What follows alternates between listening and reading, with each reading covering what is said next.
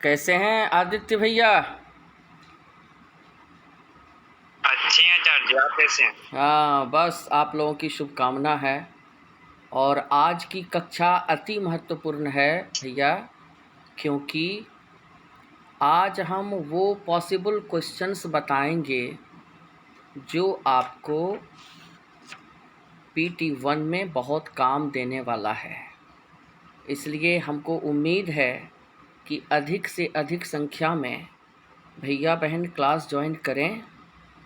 और आप भी अपने दोस्तों को बोलिए कि कॉपी कलम लेकर के बैठेंगे, क्योंकि सिर्फ़ और सिर्फ इकोनॉमिक्स में सभी भैया बहन ध्यान से सुनेंगे।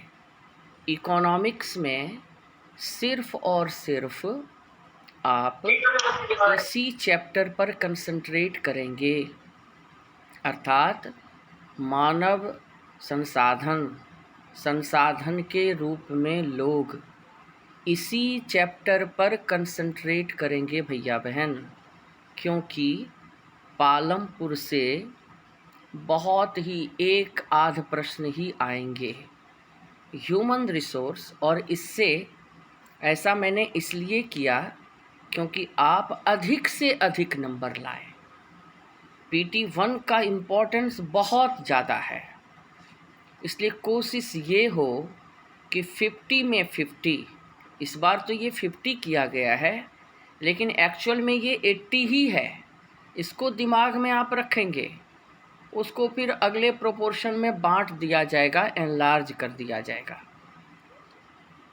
तो भैया बहन, आज की कक्षा में मैं 4 चीज़ें, बाकी सब चीज़ें तो अब मैंने आपको बता दिया है।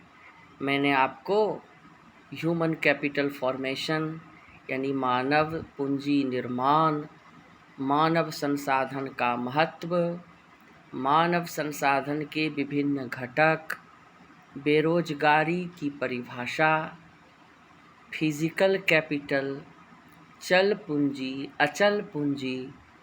आज PT1 के पहले ये क्लास है, इसलिए इसका भरपूर फ़ायदा उठाइए भैया बहन। जितने टॉपिक मैंने अभी बोले, उन सभी टॉपिक को कॉपी कलम से खूब बढ़िया से नोट कर जाएंगे।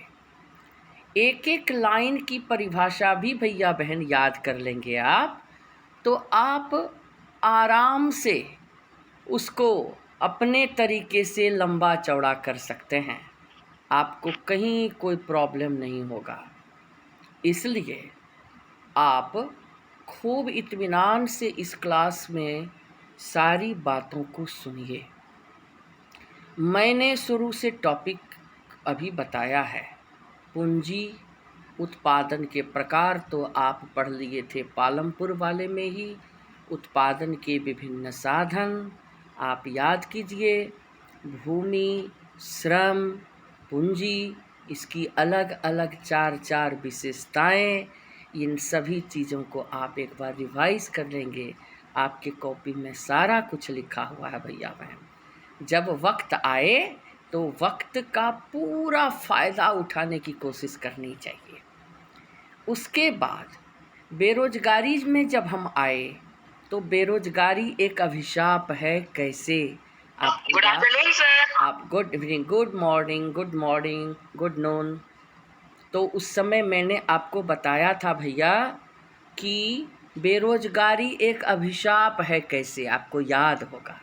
मैंने कहा था ये बेरोजगारी की परिभाषा तो छोटा सा है, लेकिन एक क्वेश्चन आपको बड़ा 5 नंबर का बनता है, और वो क्वेश्चन बनता है यही, बेरोजगारी किसी अर्थव्यवस्था के लिए अभिशाप है कैसे।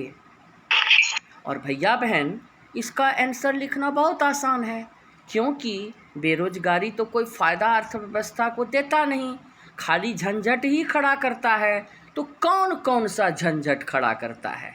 ज़्यादा लंबा चौड़ा कन्फ्यूज़न में पढ़ने की कोई आवश्यकता नहीं है।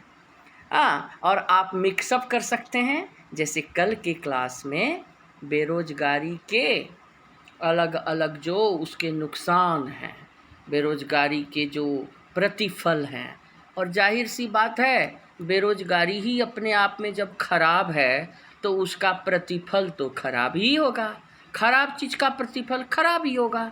तो आपको इस क्वेश्चंस का आंसर सभी निगेटिव पक्ष को मिक्स करके दे देना है। और हमको पूरा विश्वास है हमारे जितने भैया बहन क्लास में आते हैं, इस भैया बहन को 50 में 50 आएगा। I believe. क्यों? क्योंकि इन्होंने क्लास नहीं छोड़ा है और क्लास में आचार्य जी एक एक चीज़ों को विस्तार से बताए हैं, कॉपी में लिखवाए भी हैं। तो भैया बहन उसको बढ़िया से फिर खाली एक बार रिवाइज कर लेंगे। उसके बाद बेरोजगारी के प्रकार हम लोगों ने देखा, और मौसमी बेरोजगारी, प्रच्छन्न बेरोजगारी, शैक्षिक बेरोजगारी, ये 3 ही आपको आएंगे। एक्स्ट्रा जो हम बताए हैं चक्रीय बेरोजगारी, वो जानकारी के लिए बताए थे। जब आप बाहर जाएंगे, इंटर में जाएंगे और कॉमर्स रखेंगे, इकोनॉमिक्स पढ़ेंगे, तो उस समय चक्रीय बेरोजगारी का जिक्र आएगा। लेकिन अभी ये 3 ही बेरोजगारी, और ये 3 बेरोजगारी में पहला मौसमी बेरोजगारी, दूसरा प्रच्छन्न बेरोजगारी और तीसरा शैक्षिक बेरोजगारी। तो अभी कोई भैया बहन हमको बताएंगे कि शैक्षिक बेरोजगारी क्या है? मैं बोलूं? हाँ, अपना नाम पहले बताइए। हम बोले थे श्रेयांशी। हाँ, श्रेयांशी बोलो। शैक्षिक बेरोजगारी वह अवस्था है सबसे जिसमें व्यक्ति उसके शिक्षा एवं क्षमता के अनुसार रोजगार नहीं मिल पाता है। हाँ, और उदाहरण भी दीजिएगा, बिना उदाहरण का नहीं लिखिएगा कोई भी डेफिनेशन, इसको याद रखिए। Yes sir. हाँ, ठीक। अब एक भैया बताएंगे प्रच्छन्न बेरोजगारी।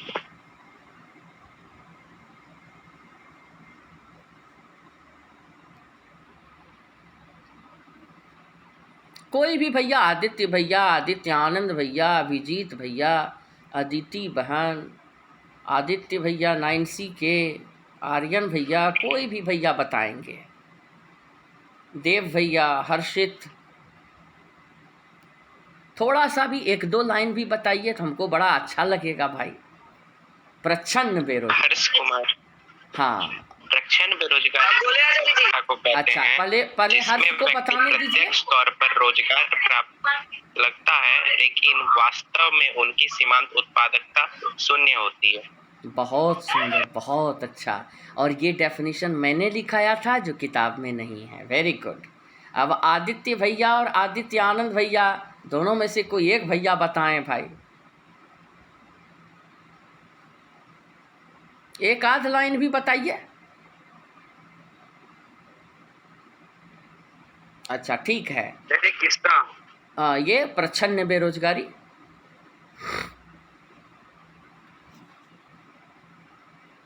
उस अवस्था को कहते हैं जिसमें व्यक्ति प्रत्यक्ष तौर पर रोजगार प्राप्त लगता है, लेकिन वास्तव में उनकी सीमांत उत्पादक शून्य होती है। हाँ, उसकी सीमांत उत्पादकता शून्य होती है। इसी बात पर जोर डालना है। ठीक है, इसका मतलब है कि all people are very well prepared, सभी लोग वेल प्रिपेयर्ड हैं, नो प्रॉब्लम। ठीक है, अब हमको ये संतोष हो गया। अच्छा, एक भैया और बताना चाह रहे थे, आवाज़ आई थी उनकी।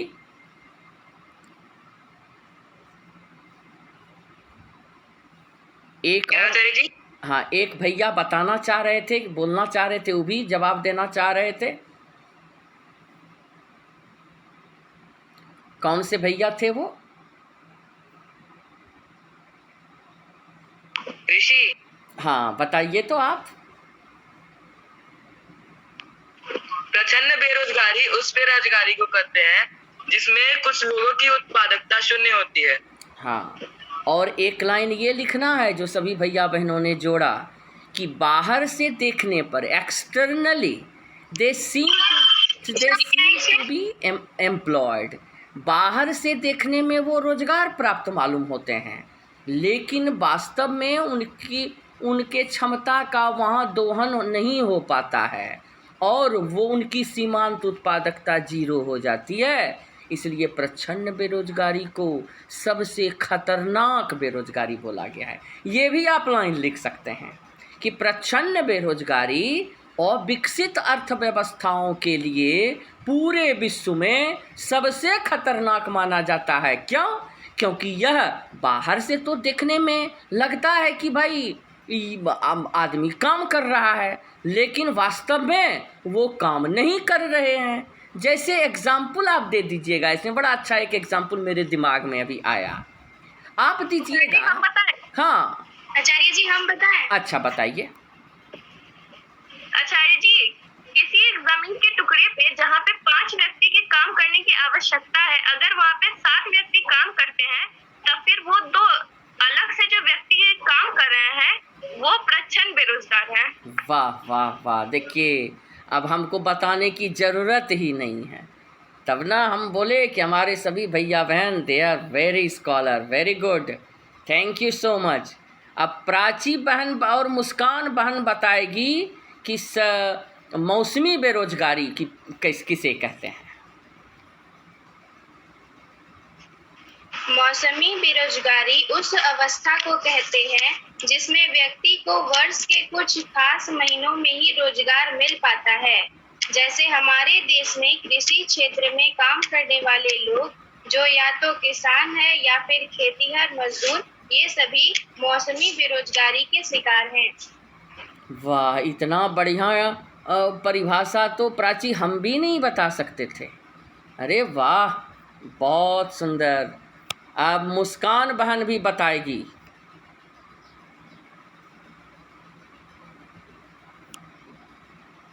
मुस्कान बहन बताएगी।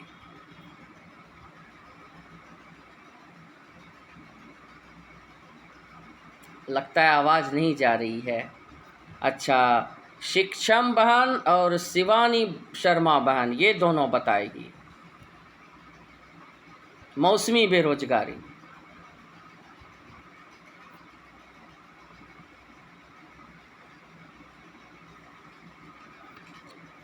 शिक्षम,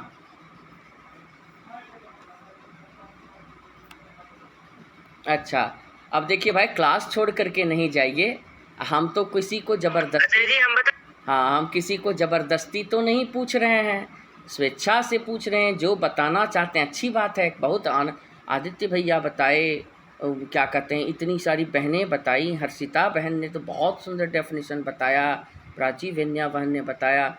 तो क्लास छोड़ के नहीं जाइए। क्यों? क्योंकि आज का क्लास अति महत्वपूर्ण है। हाँ, कौन भैया बताना चाह रहे थे? बताइए। ऋषि। हाँ ऋषि, बताओ।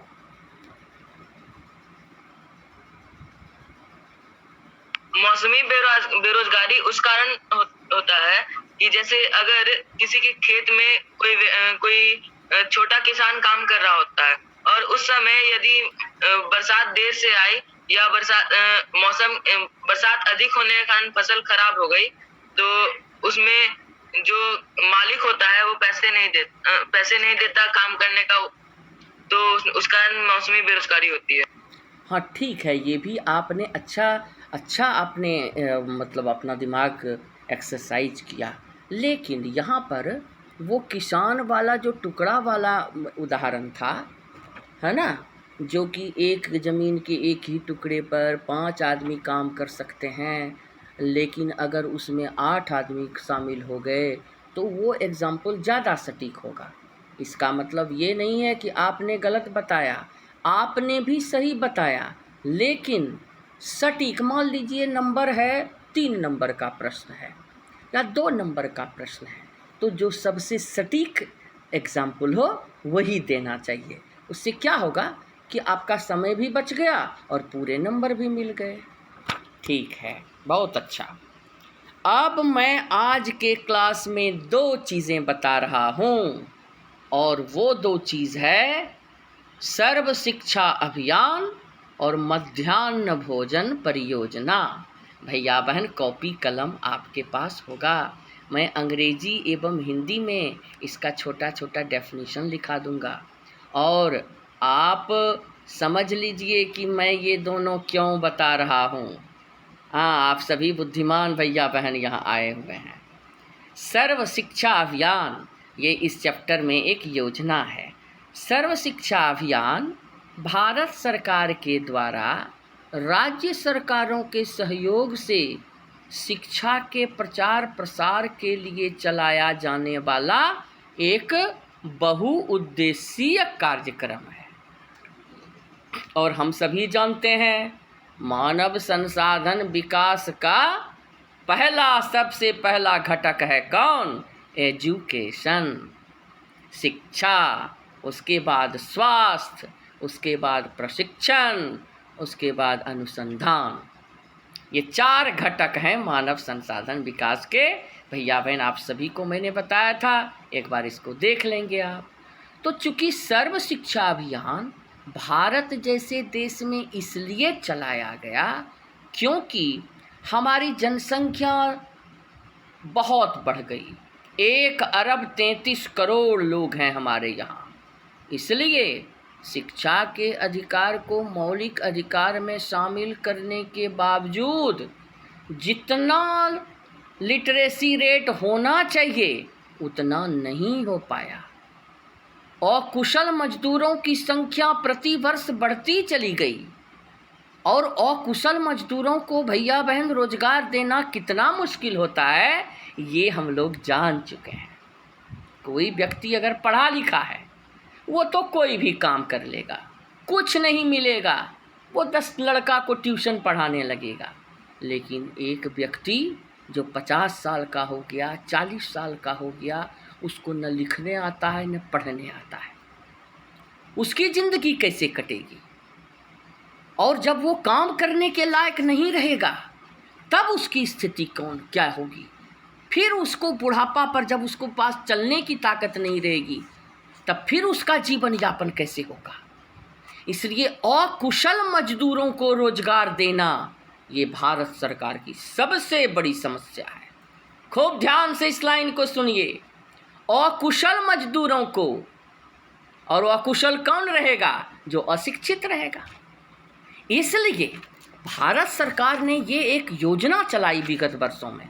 आप सुने भी होंगे, आप गांव जाते होंगे, गांव के मिडिल स्कूल में लिखा होगा मोटा मोटा राइटिंग में सर्व शिक्षा अभियान। हाँ, कई नारा भी लिखा रहता है। हाँ, पत्ता पत्ता अक्षर होगा, हाँ, बांका जिला साक्षर होगा, हाँ,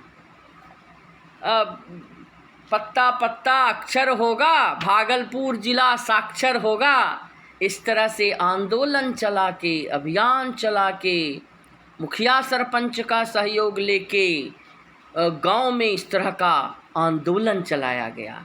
दीवारों पर नारे लिखे गए जिससे कि गरीब घर के बच्चों को भी उनके माता पिता स्कूल भेजें, क्योंकि किताब मुफ्त दिया गया, सारी चीज़ें उसको मुफ्त दी गई।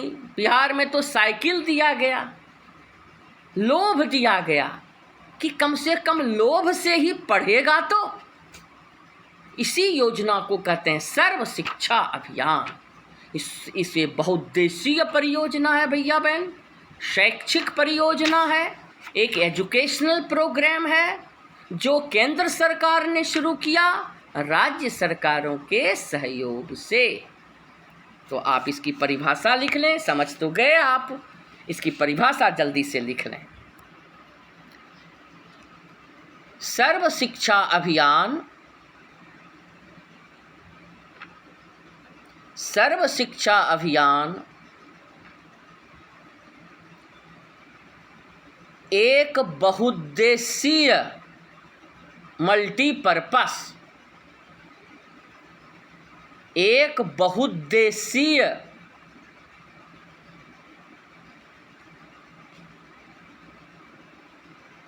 शैक्षिक कार्यक्रम है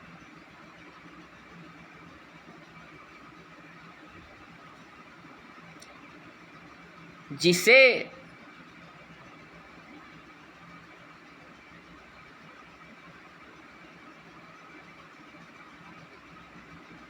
दो 2010 में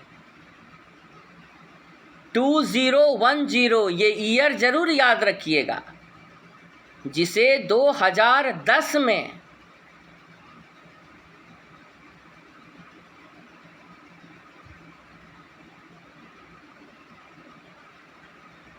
भारत सरकार के द्वारा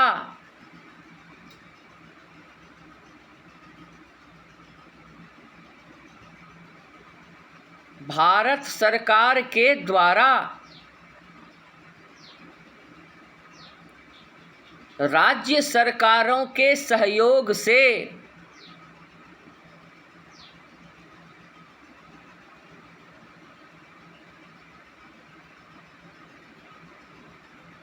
प्रारंभ किया गया। राज्य सरकारों के सहयोग से प्रारंभ किया गया। पूर्ण विराम।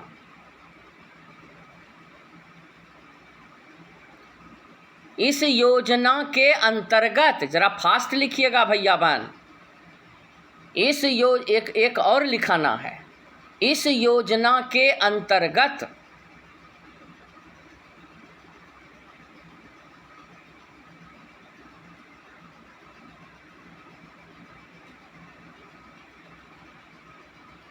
छह से 14 वर्ष की आयु के, फ्रॉम 6 to 14 ईयर्स, ब्रैकेट में लिख देंगे, फ्रॉम 6 to 14 ईयर्स के बच्चों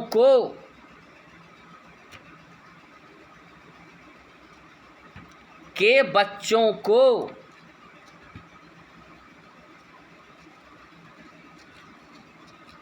अनिवार्य रूप से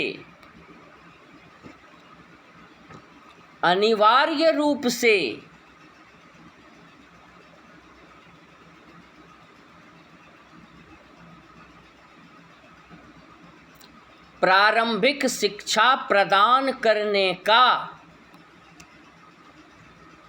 प्रारंभिक शिक्षा यानी 5वीं तक की शिक्षा, एलिमेंट्री एजुकेशन, 5वीं क्लास तक, ब्रैकेट में लिख देंगे 5वीं क्लास तक अनिवार्य रूप से प्रारंभिक शिक्षा प्रदान करने का, प्रारंभिक शिक्षा प्रदान करने का लक्ष्य निर्धारित किया गया।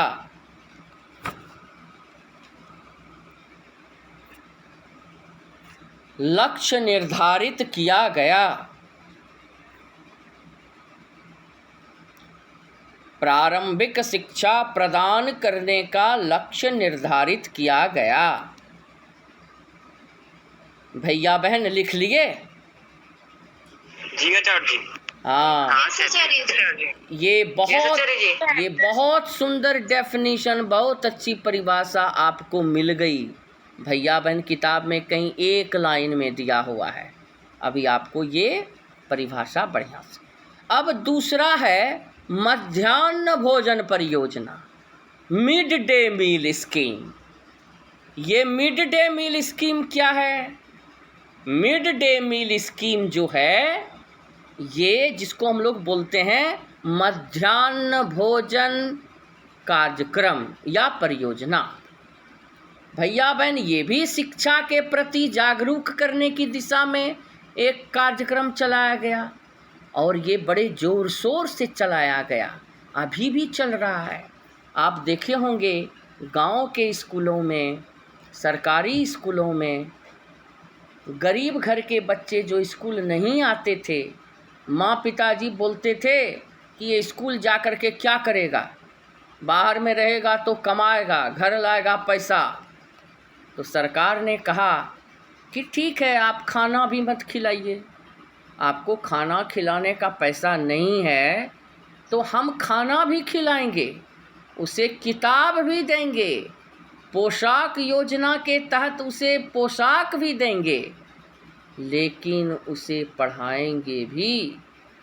भैया बहन, अब आजकल क्या है, गरीब घर के बच्चे सुबह सुबह स्कूल चले आते हैं, वहाँ पर अलग अलग तरह का व्यंजन, हर दिन का अलग अलग मेनू है। किसी दिन खिचड़ी, किसी दिन नॉन वेज भी है, एक दिन रोटी सब्जी दूध, किसी दिन चावल है। इस तरह से अलग अलग मेनू बना करके मध्याह्न भोजन, यानी कि दोपहर का भोजन, मध्याह्न मतलब दोपहर, दोपहर में उसको भोजन भी कराया गया और उसको कहा गया कि तुम घर अब छुट्टी होने के बाद जाना, यहाँ पर तुम चले आओ, यहाँ पर खाना भी खाओ, किताब भी सरकार देती है। लेकिन भैया बहन, ये सब कार्यक्रम जो है ये सिर्फ सरकारी स्कूलों में है। क्यों? क्योंकि सरकारी स्कूल में ही सरकार का कर्तव्य बनता है। प्राइवेट स्कूलों में तो सरकार का कर्तव्य बनता नहीं है। और प्राइवेट स्कूल में पढ़ने वाले भैया बहन खुद जागरूक होते हैं, वो सक्षम होते हैं। लेकिन जो गरीब हैं हमारे भाई बहन, गांव में रहने वाले, जो अपने बच्चों को बढ़िया भोजन नहीं दे सकते, उनके लिए भारत सरकार ने ये मिड डे मील स्कीम इसको बोलते हैं। तो जल्दी से इसका भी डेफिनेशन लिख लीजिए। मध्याह्न भोजन योजना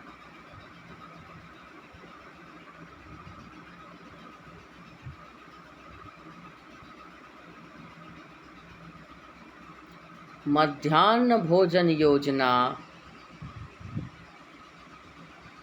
सरकार के द्वारा चलाया गया, सरकार के द्वारा चलाया गया एक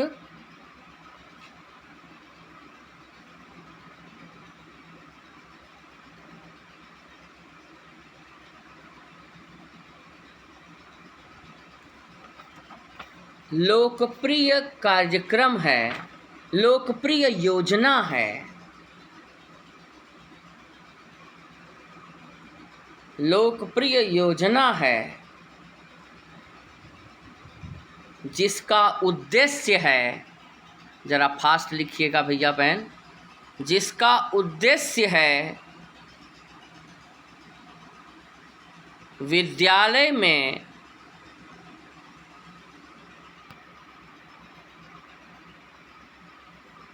बच्चों की उपस्थिति को बढ़ाना, बच्चों की उपस्थिति अटेंडेंस को बढ़ाना एवं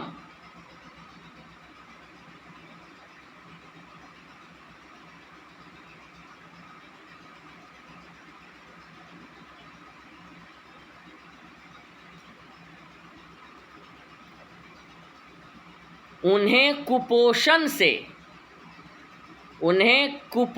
से पुअर न्यूट्रिशन, उन्हें कुपोषण से बचाना एवं उन्हें कुपोषण से बचाना। पूर्ण विराम। हाल के वर्षों में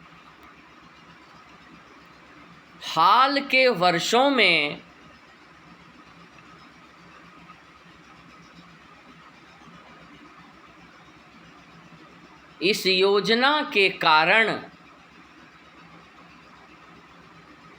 हाल के वर्षों में इस योजना के कारण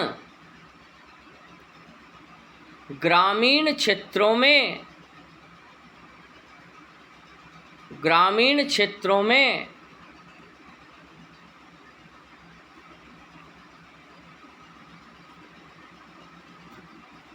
शैक्षिक गतिविधियों में